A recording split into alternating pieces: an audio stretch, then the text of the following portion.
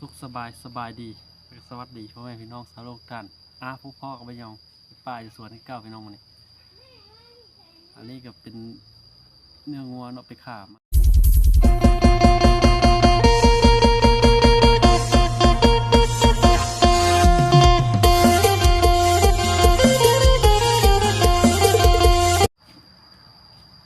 ลาบเลยพี่น้องลาบแบบสูตรก็ลาบแท้ๆนี่มันต้องใส่ขี้โพนนะพี่น้องโพนแบบนี้เลยจะเป็นแบบน้ำเลยพี่น้องเลยน้ำเพี้ยน้ำโพน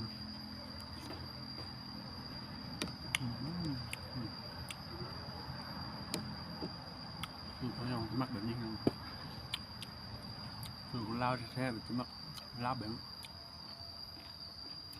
พักกันไม่หลายอย่างนะพี่น้อง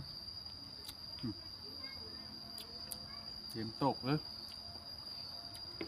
แบบเฟืองไปไหนก็กินแบบเฟืองหน่อไม้ดอกขมพี่น้อง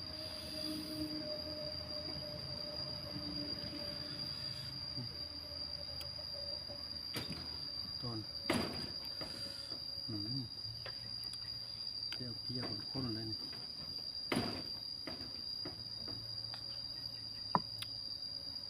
ชดเลยพี่น้อง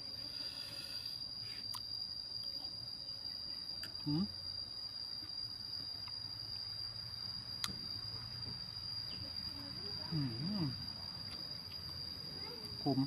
จนย่างเด้าเลย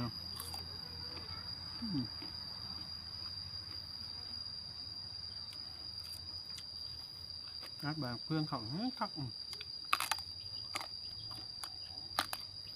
อันนี้หวานไหมน้องหวานที่หาย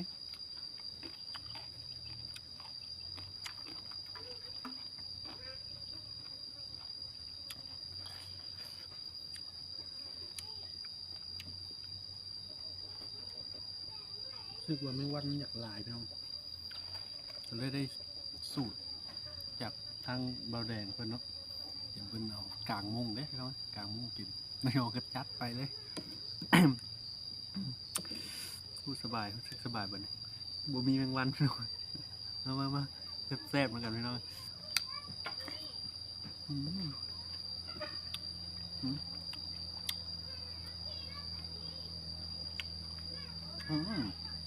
พริกปอม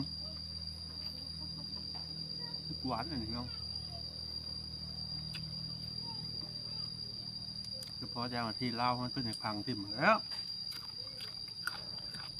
สมควรแล้วเราไปพังแล้วพี่น้องเจ้าให้ถึกแล้วบุกเพชรมากเปลืองเงินก่อยซื้อชมเชยเนี่ยในวันยังลอยเข้ามาตัวหนึ่งน้องต้นจานกี่แก้วอายหรือว่าเป้าเท้าอายพี่น้อง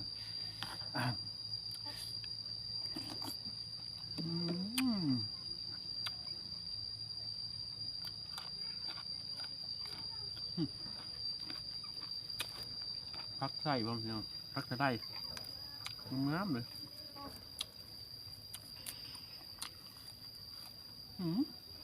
หวานมันพี่น้อง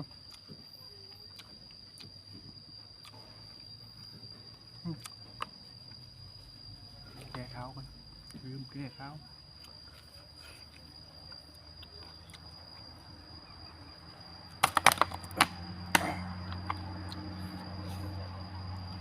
จวดพี่น้องจะบกเลยบอลไลเอาทุ่งลานดีไหมฮะ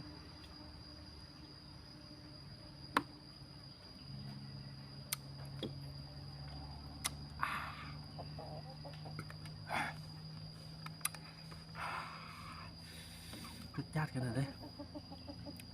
เหล่าน้ำโดนของแท้เลย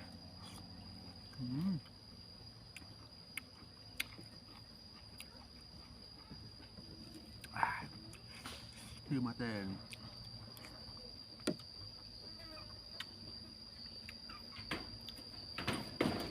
น้ำโดนเนาะลืมมาแขกลง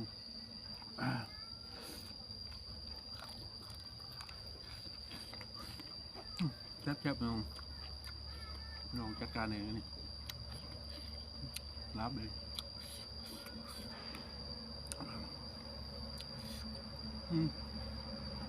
จะกินลูก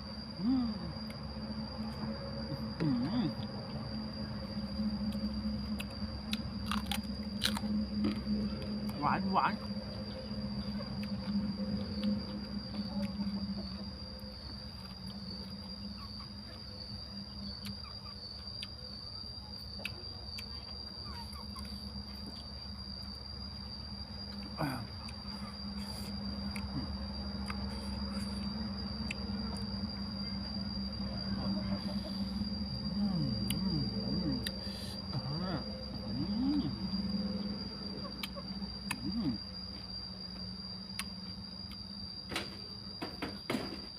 ยอดเอาแบกเพื่อนครับใครบ่เคยกินต้องลองเนาะรนใบยักหน่อย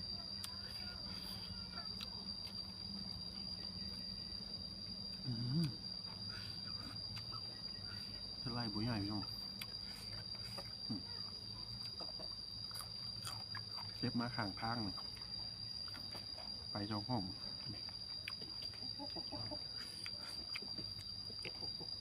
นี่บริซื้อพี่น้องโอ้ยสุดยอดเลย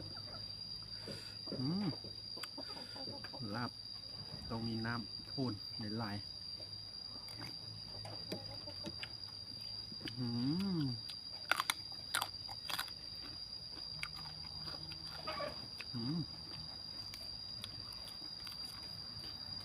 ยอด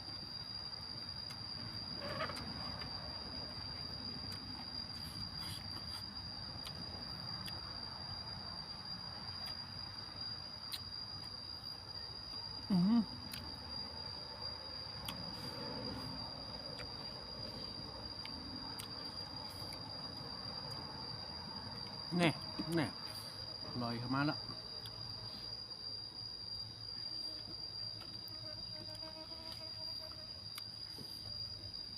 ไปเด้องั้นก็เฮ็ดเจ้าหน่อยเขาจะมาสอเขาได้โอ้เผ็ดพี่น้องเผ็ด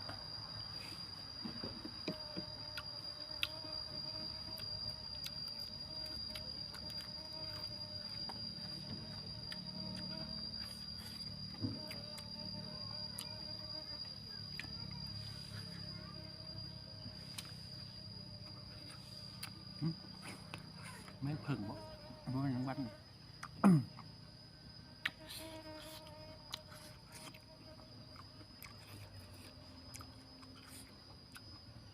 เผ็ดเอาเรื่องอยู่เลย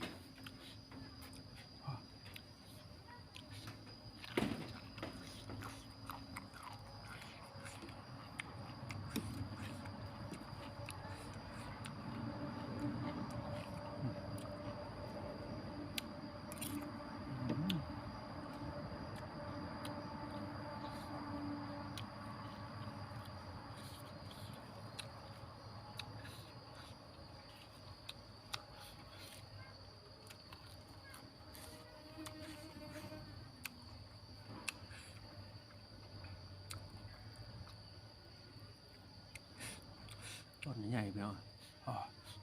โอ้ยพริกป้อมเลย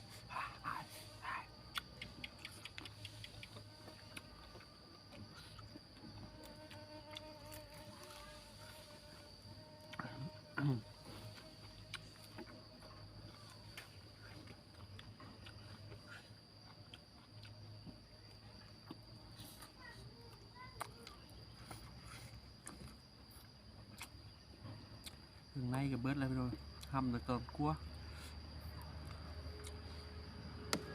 ครับ30 กีบม้วนมาเลย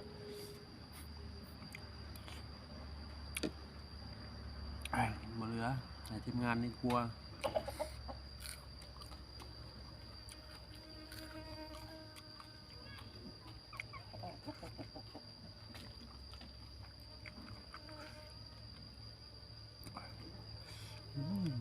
เท่ากัน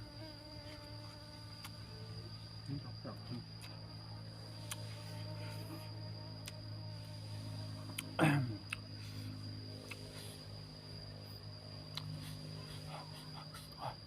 พริกปลอมไม่เอาหวานหวานอ่าอืมหวานหวานนิดอ่าอ่าหวานหวาน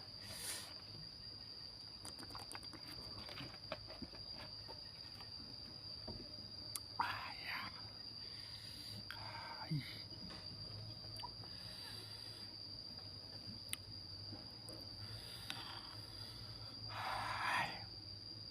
อืมอืมอืมผมยอด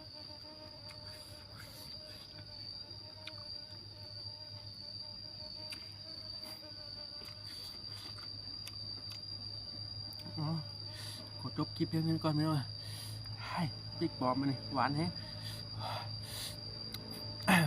พอกันไม่ในคลิปหน้าพี่น้องอะไรเข้ามาแล้วก็อย่าลืมกดไลค์กดแชร์ด้วยกดติดตามช่องยูทูบนะเอาขอขอบใจ